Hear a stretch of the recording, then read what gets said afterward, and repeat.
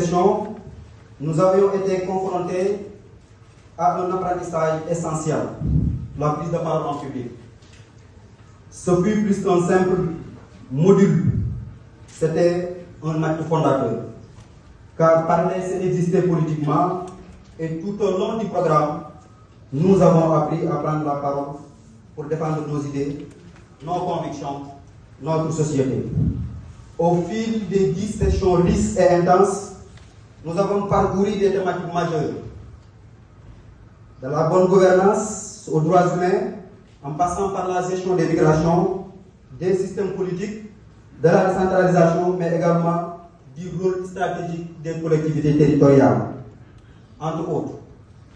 Mais nous avions également plongé dans des enjeux cruciaux de notre époque, comme les changements climatiques, qui constituent désormais un défi global et un appel pressant à la responsabilité collective. Nous profitons de cette occasion pour magnifier les prestations des excellentes personnes ressources qui animent les sessions de formation. Merci à vous tous et toutes. Nos sessions de formation organisées dans cette salle, mais également à Kaolack, Saint-Louis et Richard-Toll, nous ont permis de découvrir les réalités multiples et contrastées de notre pays. Chaque ville visitée nous a offert une leçon. Chaque région a enrichi notre compréhension du Sénégal. À Richard-Toll et Saint-Louis, bercés par le fleuve du Sénégal, nous avions été témoins de la richesse naturelle de cette zone, d'une fertilité exceptionnelle, mais aussi de ses enjeux environnementaux et humains. Ces déplacements n'ont pas seulement été des formations itinérantes, mais de véritables immersions humaines et sociales. Nous y avons vu des défis concrets, mais aussi des élans d'espoir, des initiatives locales inspirantes, mais également des populations résilientes. Ce voyage à travers le Sénégal nous a rapprochés, nous a enracinés et a forgé notre regard de leader responsable, conscient des réalités et de la diversité de notre territoire. En évoquant Saint-Louis, nos pensées s'arrêtent un instant, empreintées d'émotion à Dr Khadim Makényan. Il était l'un de nos formateurs sur le système de santé au Sénégal et l'un des esprits brillants qui ont accompagné notre apprentissage. Sa disparition est une perte douloureuse, mais son héritage, son humilité et la rigueur de son enseignement continueront à nous habiter. Nous lui rendons un hommage respectueux et éternel. Aristote disait de l'espoir qu'il était le rêve de tout homme éveillé. En effet, l'espoir est le moteur de toute lutte, le feu qui allume toute révolution, le moyen de réalisation de tout changement, de toute destinée. C'est par l'espoir que les choses changent, que la révolution est permise, que la révolution se fait. C'est la force qui permet à Sisyphe, du haut de sa falaise, d'avoir toujours la force de faire tomber la pierre. Aujourd'hui, c'est encore l'espoir qui me permet de me tenir là et de m'adresser à vous. J'ai pensé longtemps à ce qui devait être écrit. J'ai été confrontée à ce qu'on appelle souvent le syndrome de la page blanche. Je ne savais pas quel mot mettre. Je ne savais pas par où commencer. Tellement on en a débattu, tellement on en a parlé, tellement on l'a épuisé. Que puis-je dire alors? Quoi dire qui n'a pas été dit? Quoi écrire qui n'a pas déjà été écrit? Quoi théoriser qui n'a pas été théorisé? Aujourd'hui, le sujet sur la violence faite aux femmes ne cesse, malheureusement pas de revenir sur nos débats, dans nos plateaux, dans nos journaux. Ils s'invitent obstinément à nous. Dans nos actualités, on ne cesse d'en débattre. Et malheureusement, ces sujets sont parfois traités en des faits divers, en des informations passagères, en des informations futiles. Les statistiques nous montrent des chiffres d'horreur. ONU Femmes disait déjà que le Sénégal, écoutez bien, est un pays dangereux pour les femmes. Ces violences se présentent sous des formes multiples. Elles sont appuyées par des textes, des législations parfois discriminantes. Elles sont appuyées par une éducation qui, au lieu d'humaniser, marginalise encore plus. Aujourd'hui, en parlant des enfants, on dira qu'ils n'ont pas de droits. Vous connaissez déjà la litanie, ils ont seulement des devoirs. Et pourtant, bien se disait à propos de leur abus, pardonnez-moi, je cite, qu'ils sont si profondément ancrés dans notre culture que de nombreux adultes ne croient même pas que les enfants méritent le respect. Combien de jours ne passent sans qu'on ne parle de violence faite aux enfants? Combien de jours sans que des insultes verbales ne soient prononcées contre eux? Combien de jours? Comment alors espérer, comme nous disait Aristote, dans un tel monde? Comment alors se réconcilier à l'espoir d'une révolution? Comment alors se réconcilier à l'espoir d'un monde meilleur? Comment alors espérer, quand on assiste à des massacres sans fin de population? Comment espérer, quand on voit un génocide se profiler sous nos yeux? Comment espérer, quand on est sans cesse déshumanisé? Mais parfois, il est bon de se rappeler que l'espoir, ce n'est pas seulement un rêve éveillé. Il faut se rappeler qu'il faut oser espérer, oser imaginer la révolution. Oser imaginer la révolution, mais pas seulement oser une révolution imaginative. Oser imaginer un monde où l'humanité ne sera pas divisée en des vies qui comptent ou des vies qui ne comptent pas. Oser imaginer un monde où l'égalité, mesdames et messieurs, ne sera pas seulement écrite dans nos textes, mais sera une réalité vécue par tous et par toutes. Opposer au souffle révolutionnaire face à l'attentisme. Oser l'amour, mesdames et messieurs. Oser l'amour de nous et des autres. Oser l'amour de la révolution. Oser l'amour de la révolution plus lente. Oser dire qu'en cette ère d'individualisme, où l'on parle sans cesse de développement personnel, le développement personnel ne suffit plus. Il nous faut une guérison collective. Résister devient donc plus qu'un devoir. C'est un droit, une nécessité, un hymne qu'on doit proclamer. Résister face à notre propre destruction et au système qui le permettent. Et alors, on espère. On espère un monde où chaque enfant bénéficiera de ses droits sans que sa situation sociale ou économique ne l'en prive. On espère un monde où l'éducation sera dispensée à tous et à toutes. Pas seulement une éducation théorique, mais une éducation libératrice. Oser espérer un monde d'égalité de chance, d'égalité de genre, d'égalité, tout simplement. Oser imaginer un monde où les femmes auront une place identique aux hommes dans les écoles, dans les espaces de pouvoir, dans les usines, dans les marches, partout l'égalité. On espère un monde où la démocratie ne se limitera pas seulement à des séries de votes électoraux, mais la démocratie sera un pacte vivace, un pacte plus long entre le peuple et ses dirigeants. Parce qu'il est possible, mesdames et messieurs, de ne pas céder face à ce qui nous détruit, face à ce qui nous opprime, parce qu'il est nécessaire de s'affranchir du patriarcat et de tous les systèmes de violence. Mais pour résister, il faut une action collective. Il faut opposer une résistance à tous les plans. Une résistance active, une résistance effective à toute oppression, quelle qu'elle soit. Parce que seule une multitude de voix, seule une multitude de résistances pourrait changer la face actuelle du monde. Je vous remercie. Petit nom là, vous qui êtes jeunes, faites attention. Moi, j'ai pris une décision à un moment et j'ai dit que mes enfants n'auraient pas de petit nom.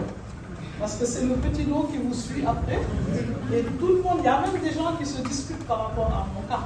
Non, c'est pas Awa, c'est Eva, non, c'est comme ça. Non, c'est pour vous dire, non, vraiment, c'est bien Awa. Marie de Marie Soumaré aussi. D'autres pensent que c'est autre chose. Et voilà, Eva.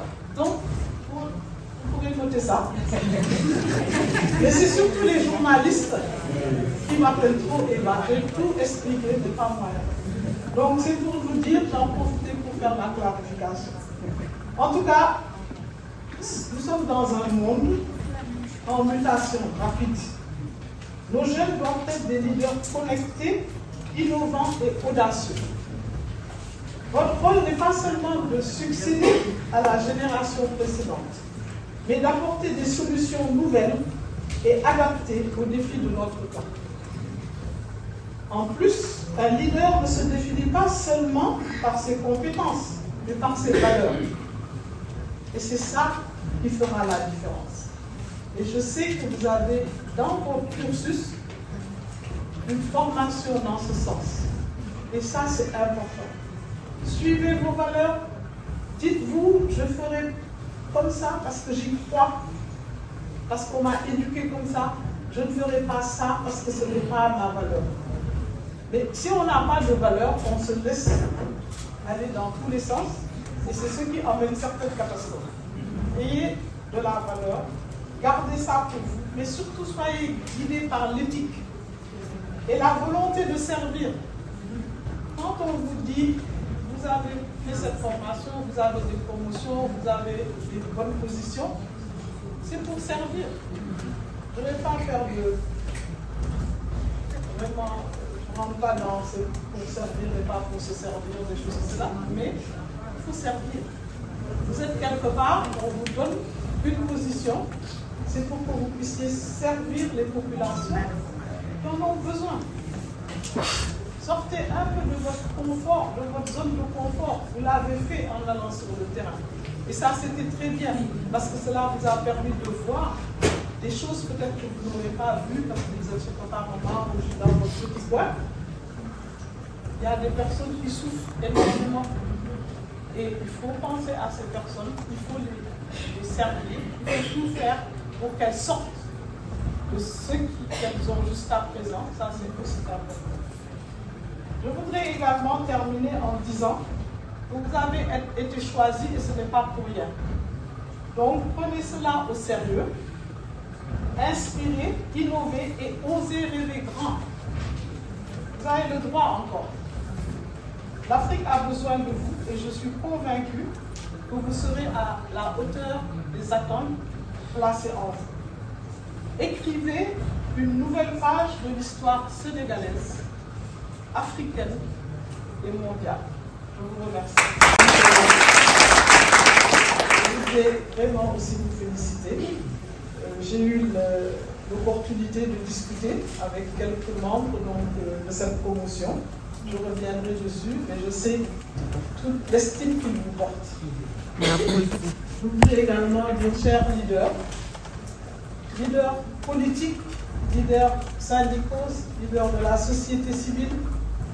Mais pour moi, quand on parle de leader politique, c'est en fait tout citoyen qui s'intéresse à son pays. Il fait de la politique en définitive.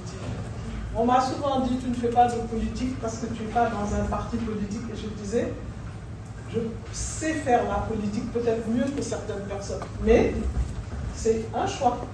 Mais je sais que ce que je fais contribue à améliorer ce qui se passe dans mon pays. Donc, la politique, en fait, est au centre de tout. C'est pour ça que c'est important qu'il y ait une formation de ce genre au niveau de la Fondation. C'est pour ça que je voudrais vous remercier. Vraiment, parce que monsieur le représentant des leaders, des jeunes leaders l'a dit, ils sont de partis politiques différents. Ils sont de syndicats différents, d'obédiences différentes.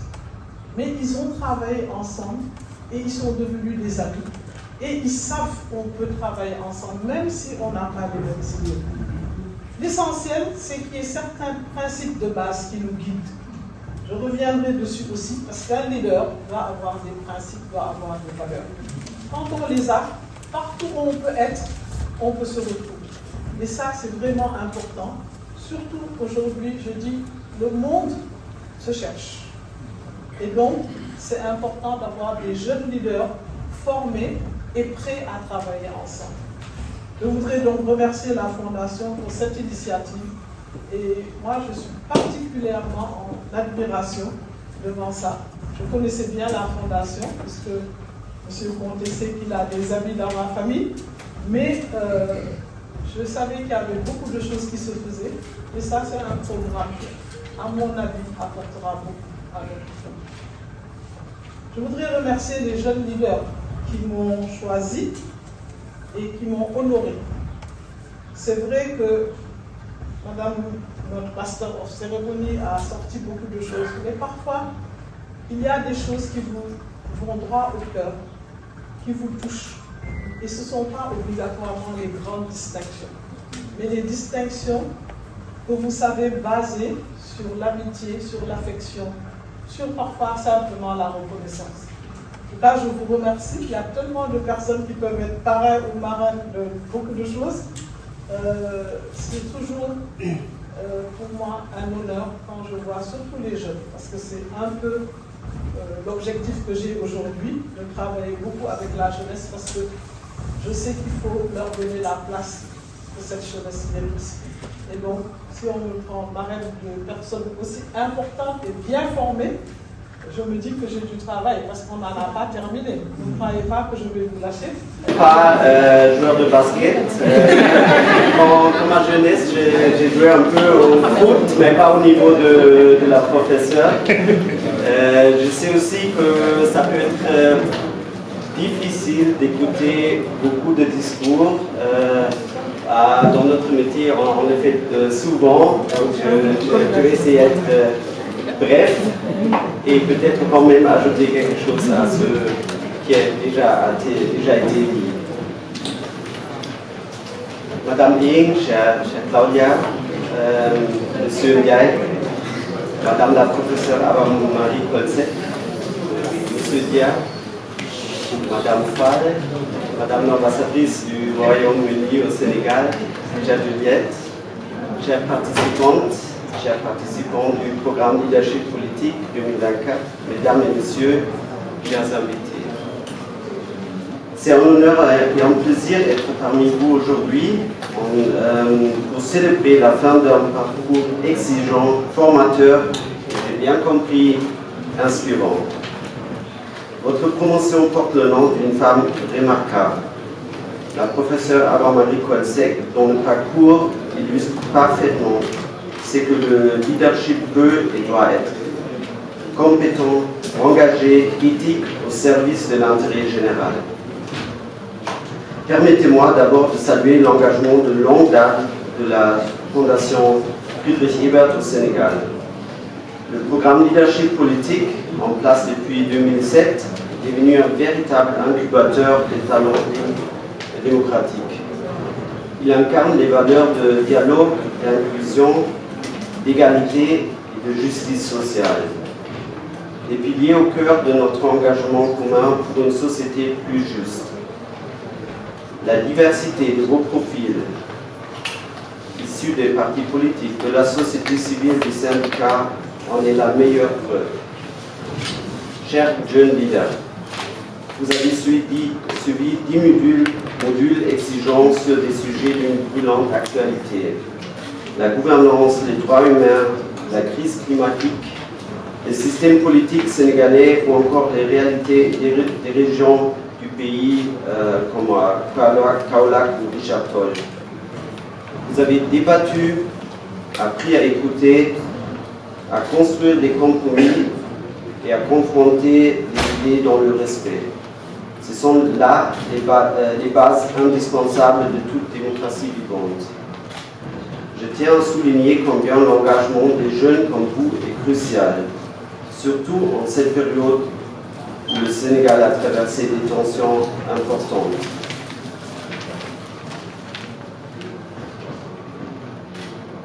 La stabilité politique que le Sénégal a montrée cette dernière année, cette maturité politique sont précieuses et elles doivent être protégées, renforcées. Et c'est à vous, la jeunesse engagée, qu'il revient de prendre le relais. Sur le plan international aussi, les défis sont immenses. La guerre en Ukraine, les conflits au Sahel, la montée des nationalismes et des discours autoritaires, les conséquences du changement climatique. Tout cela met à l'épreuve l'ordre international fondé sur les règles, sur le droit, sur la coopération. L'Allemagne s'engage résolument pour la défense de l'ordre international fondé sur des règles. En tant que membre actif de l'Union européenne, de l'ONU et d'autres institutions multilatérales, nous soutenons les efforts pour préserver la paix, renforcer le droit international et promouvoir les droits humains. Nous croyons fermement que les défis globaux, qu'ils soient sécuritaires, sanitaires ou environnementaux, nécessitent des réponses collectives et coordonnées. C'est pourquoi l'Allemagne soutient également le rôle central de l'Afrique dans la construction de cet ordre mondial juste et durable. Mais cet ordre ne survivra que si des citoyennes et des citoyens partout dans le monde y croient et s'y engagent. C'est pourquoi je vous invite, vous aussi, à défendre ces principes au Sénégal, en Afrique et au-delà. Défendre la démocratie, l'égalité entre les sexes, la justice sociale et climatique, ce n'est pas une mission d'un jour, c'est un engagement de chaque instant.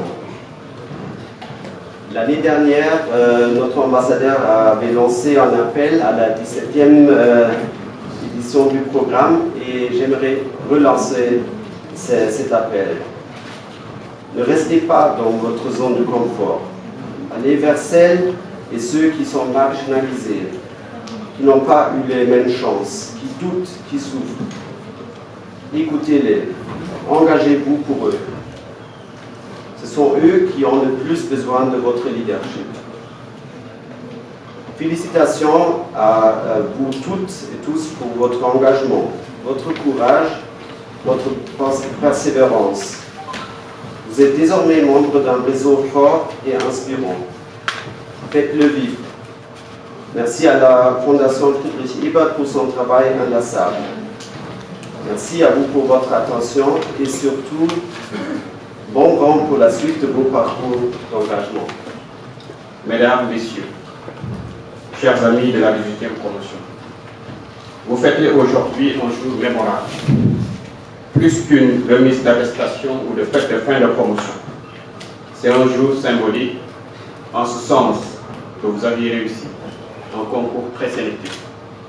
Vous avez suivi un programme de formation très rigoureux. Vous avez sillonné quelques endroits du pays pour consolider vos connaissances théoriques. Vous êtes frotté aux réalités du pays. Vous fêtez aujourd'hui l'excellence à la date dure avec vos familles et vos amis. C'est de là que jaillit toute la beauté de cet après-midi. J'en profite pour vous adresser mes vives félicitations. C'est de cette beauté qui sauvera le monde, pour reprendre les propos du romancier russe Fyodor Dostoïevski, que je vais profiter, Madame la représentante présidente, à mon nom personnel, au nom du MESRI, du ministre de l'Enseignement supérieur, de la Recherche et de l'Innovation, et au nom de tout le gouvernement de la République du Sénégal, pour remercier la Fondation Friedrich Ebert pour tout ce qu'elle est en train de faire. En effet, présente au Sénégal depuis 1976, la Fondation n'a cessé, depuis 2007, de participer activement à la formation de nos jeunes leaders. Mesdames, Messieurs, aujourd'hui, par vos programmes, axés sur la communication politique, l'analyse des systèmes politiques du Sénégal, le budget, la fiscalité, la jeunesse, la citoyenneté, les droits humains, le changement climatique et j'en passe. Vous réussissez chaque année à former, à façonner les leaders qui ont le sens de la responsabilité et de la mesure. Des leaders qui se situent entre la vision et l'idéal. Des leaders imbus de valeur, qui ont l'empathie et l'ambition. Des leaders de leur temps. J'en suis la preuve vivante. Je le suis d'autant qu'il y a 2 ans, j'étais à votre place pour fêter avec mes amis cette remise de parchemin. Étant de la 6e promotion de leadership politique, avec comme marraine Madame Annette Baye-Derneville, que je salue au passage, nous recevions avec fierté et enthousiasme nos orchestrations. Chers amis, modèle Salih Conté, homme de valeur et de générosité.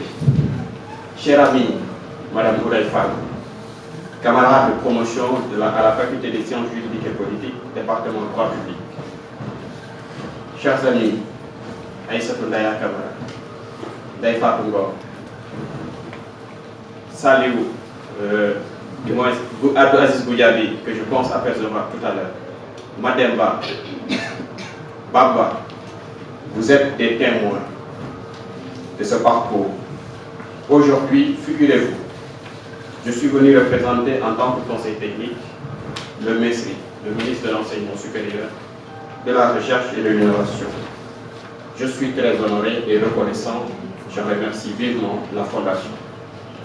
Mesdames, Messieurs, à cette occasion symbolique que je qualifierai de journée des possibles, pour m'adresser aux récipiendaires que vous êtes, j'aimerais vous dire ici et maintenant que vous pouvez tout devenir.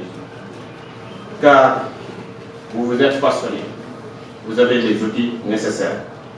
Vous avez le pouvoir d'influer sur les décisions de tout un continent, de tout un monde.